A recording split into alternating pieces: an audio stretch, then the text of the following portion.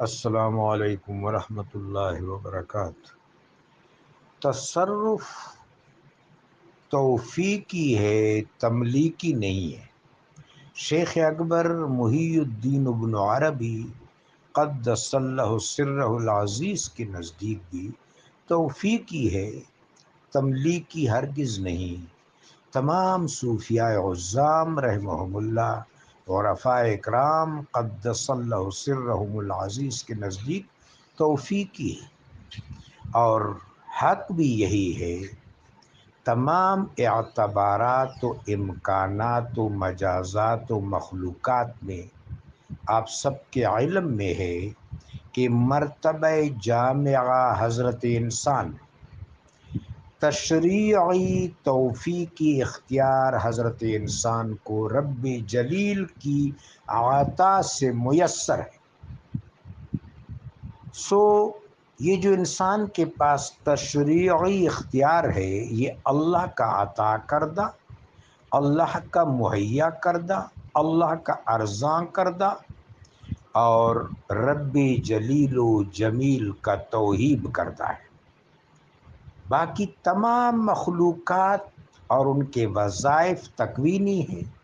انسان تکوینی ہونے کے ساتھ ساتھ عالم ناسوت میں تشریعی حق رکھتا ہے، جس کو صوفیاء کرام صرف اختیار نہیں کہتے، ادباً اس کو توفیقی اختیار کہتے ہیں، کہ اللہ نے توفیقی اختیار دیا ہے کہ وہ جتنا بھی بیک گراؤنڈ اس کے پاس میسر ہے، مثلا اللہ نے اس کے انفاس میں، فطرت میں، طبعیت میں حق کو ودیت فرما دیا، فطری ہدایت۔ پھر نوامیسی ہدایت، ان فی اختلاف اللیل والنہار وخلق السماوات والارض لآیات لقوم یتقون، کہ زمین اور آسمان کی تخلیق میں، زمان میں، لیل و نہار کے ایک دوسرے کے پے بپے آنے میں نوامیسی آیات، استقرائی آیات، وہ بھی خارجی طور پر ہدایت سے معجزن ہے۔ انسان کے داخل میں ہدایت ودیعت ہے۔ جب اس پر الہامی ہدایت، اتمام حجت آتی ہے، تو اس اتمام حجت کو اس میسر پس منظر کے تحت وہ قبول کرے گا۔ اگر قبول نہ کرے تو پھر یہ بڑی بغاوت ہے، کذب و افطرا ہے، بڑی خود فراموشی ہے۔